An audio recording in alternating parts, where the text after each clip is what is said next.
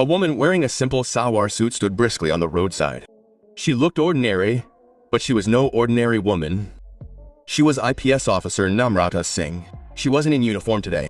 She had to run an important personal errand, but her car suddenly broke down on the way.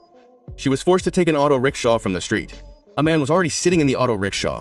He had a stocky build, large dark glasses, and a strange restlessness in his eyes. Namrata didn't pay much attention. She quickly asked for permission to board, and the auto rickshaw started. The entire ride passed in silence for a few minutes. Then, with a slight smile, the man said, "Sister, where are you going? In such a hurry?" Namrata replied calmly, "I'm on my way to work."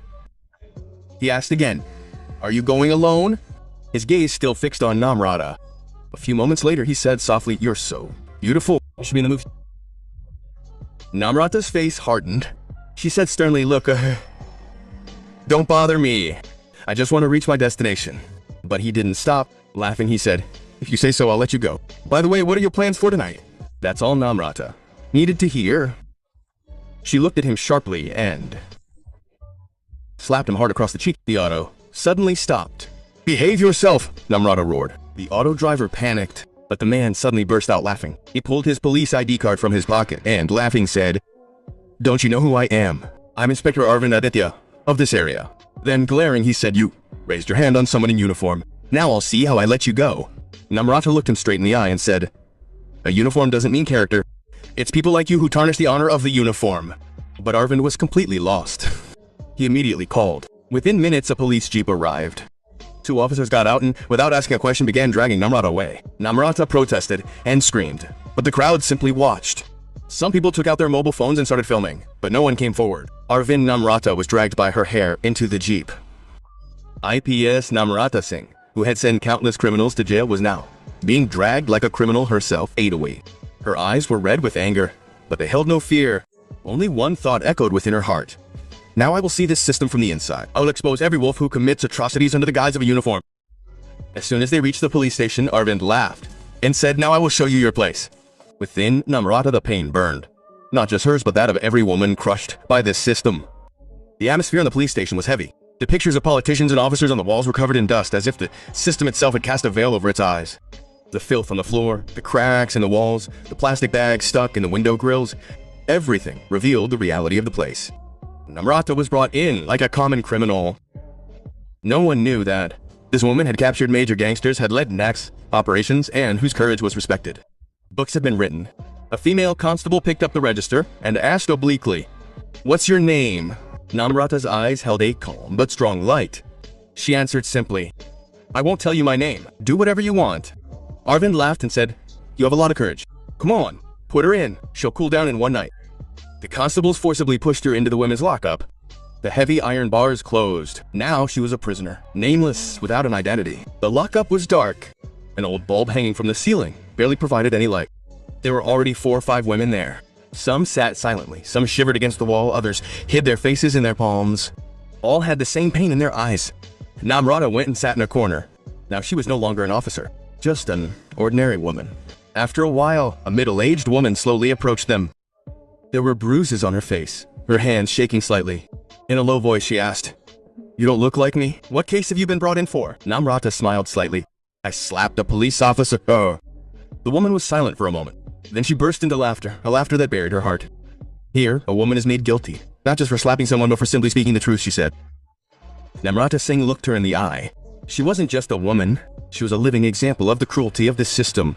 "What crime are you guilty of?" Namrata asked. The woman took a deep breath and said, "I've been implicated in a false case. The police officer demanded a bribe. When I didn't give it, he accused me of theft. I've been languishing here for 3 months." His words pierced Namrata's heart like thorns. She felt every face here was a book, written with pain, soaked in tears, and unfulfilled in the hope of justice. Now this wasn't just the case. This was the entire system, a dark jungle where justice weakens and dies. Namrata thought to herself, a woman who remains silent isn't weak. She's just waiting for the right moment. Sometimes to understand the system, you have to take off your uniform and put on humanity. The silence of the night was deepening. But for IPS Namrata Singh, this silence was no less than a storm order. The sounds coming from outside the cell were shaking her very soul. A young woman's panicked voice called out, "Sir, please, don't send me to that room. I'll tell you the truth." Just then, Inspector Arvind Aditya's stern voice rang out. "The truth is useless right now. Either bring the money or go back." Namrata's nerves tensed. What was going on in this police station? Was there bargaining going on under the guise of a uniform? Is this justice? This place wasn't a police station anymore, but a dark hell. The morning sun's rays hadn't even reached the ground when a constable shouted, "Come on, everyone. Get in line. Inspector Sahib will write down names and addresses." Namrata stepped back. She had decided.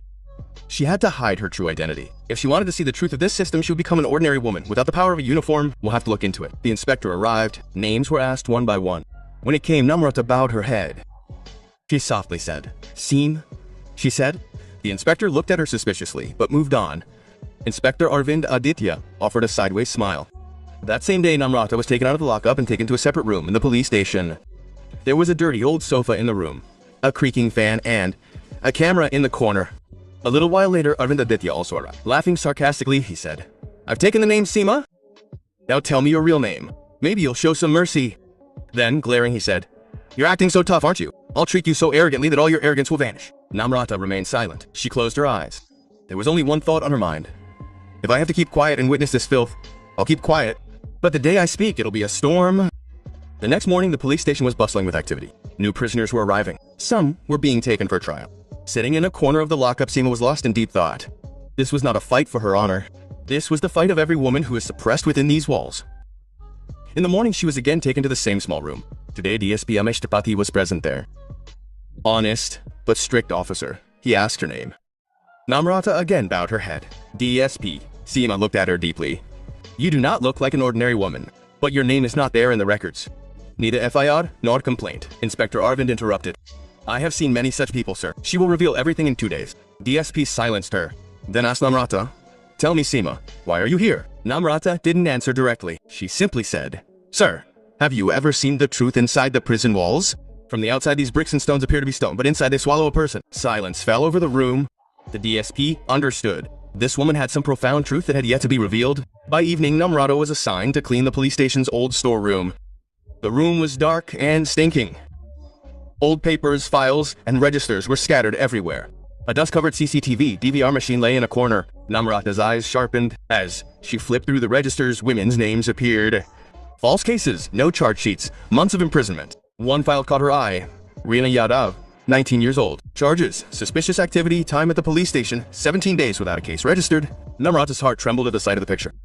Her frightened eyes, innocent face, clenched her fist. This system is no longer law, but crime itself. While distributing dinner plates that night, a woman softly asked, "Who are you?" "Yours." Her body language was like that of an officer. Namrata smiled. She said nothing. The woman said, "If you can do something, be our voice. There's a lot of wrong going on here, but out of fear, no one speaks up." Namrata held someone's hand for the first time. She said softly, "I will be our voice, but for now it's important to remain silent. The right time will come, and our silence will shake the system." The night grew darker. Lying on the cement floor, Namrata was piecing everything together. This wasn't her personal fight anymore. It was the beginning of a movement. As morning dawned, she found an opportunity. Some prisoners were taken to court. Namrata quietly called out to the women, all victims of this injustice. Within a few hours, 7 women were gathered in a corner. Each face bore a different pain, but the same anguish. Namrata, who was still Seema to everyone, listened carefully to everyone's story. Then, in a calm but firm voice, she said, "We will all go on a hunger strike together. No food, no water, until the DSP or the district magistrate personally comes and listens to us." One said, "What if we are picked up at night?" Another said, "What if we are killed?" Namrata's voice grew stronger. "So our bodies will bear witness that we fought against a rotten system." It was the first day of the hunger strike. A strange tension hung in the air of the police station.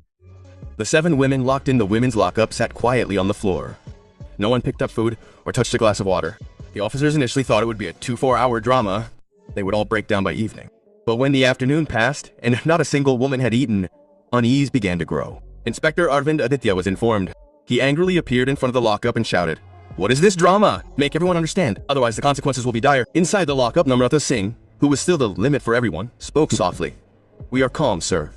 But not silent. There was neither fear nor pleading in her voice. There was just a pause that made anyone in front of her uncomfortable. Arvind Aditya gritted his teeth. He could sense this woman was different. By evening, one woman's health deteriorated. Her blood pressure began to drop. Namrata raised her voice. "If anything happens to her, this police station will be responsible." The duty doctor was called. The case was now being recorded. This was the first crack that shook the walls of the system.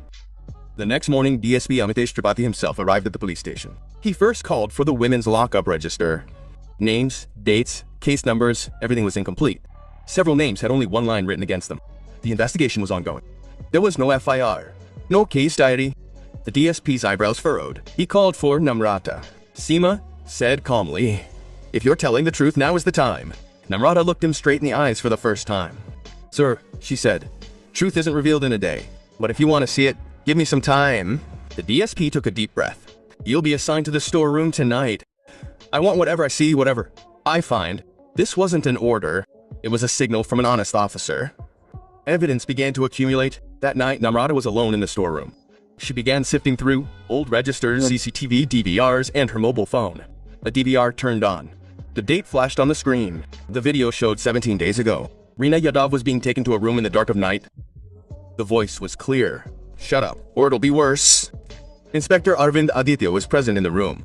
Namrata's fingers trembled. This wasn't just corruption anymore. This was organized crime. She copied all the footage onto a pen drive, along with photos of register pages, lists of false cases, and medical reports. Now, she didn't just have stories, she had evidence. The next morning, DSP Tripathi called all the senior police officers to the police station's conference room. Arvind Aditya was also present. The same pride was on his face. The DSP said, "A witness will appear today." Namrata entered. She said softly, "My name is not Seema." The room fell silent. She took her ID card from her pocket and placed it on the table. IPS Namrata Singh Arvind Aditya's face went pale. The DSP stood up. "You're arrested." Instantly, information was sent to the State Vigilance and Women's Commission. The news was out. An IPS officer disguised as an IPS officer exposed the truth about the police station. The media gathered outside. The Women's Commission, human rights organizations, and senior officials began arriving. Statements from all the female prisoners were recorded. Each statement told the same story: bribery, threats, false cases. The system now had nowhere to hide. 3 days later, the case reached the fast-track court. The courtroom was packed. The judge asked the first question: "Does the accused have anything to say?" Arvind Aditya's lawyer tried to claim the evidence was fabricated. Just then, Namrata Singh stood up. She presented a pen drive. The video played. Reena's scream echoed through the courtroom. The judge's eyes filled with tears. Namrata said, "My lord, this is not the story of a police station. This is the story of a mindset that uses the uniform as a weapon." After 3 days of continuous hearings, the courtroom fell silent. Everyone's eyes were fixed on the judge. The judge stood up from his chair and began to deliver the verdict in a serious voice. He stated that the court concluded that this case was not the fault of any one individual, but part of an organized crime within the police system. It has been proven that women were exploited, and justice was trampled under the guise of uniform, using the law as a weapon. Subsequently, Court 3 convicted the main accused, Inspector Arvind Aditya, stating that the serious charges against him, including corruption, abuse of power, and sexual assault, had been fully proven. The court sentenced him to life imprisonment and made it clear that such a person could not be allowed to remain free in society under any circumstances. The court also stated that Arvind Aditya was not the only one involved in this crime. Several police officers at the police station either directly participated in this injustice or deliberately turned a blind eye. Therefore, all the police officers involved were ordered suspended with immediate effect. A departmental inquiry and criminal prosecution were also ordered against them so that no one guilty could escape the law. The court then turned to the victims. The judge stated that what happened to these women was not just an attack on their bodies and dignity, but also a deep wound on their lives and future. Therefore, the court ordered financial compensation for all the victimized women, arrangements for their rehabilitation, and the complete dismissal of all false cases filed against them. At the end of the verdict, the court made a very harsh but true observation. The judge said that if an honest IPS officer has to hide his identity and become a prisoner to get justice in this country, it is a shame for the entire system. This verdict is not just the end of one case, but a warning to a system that considers itself above the law. A few weeks later, Namrata Singh was sitting in her office. A new file was placed on the table. She looked out the window at the Tana Sudhar Abhiyan. Now she knew the system could be changed. One just needs to learn to wield silence as a weapon. Friends, this story clearly teaches us that justice never comes automatically.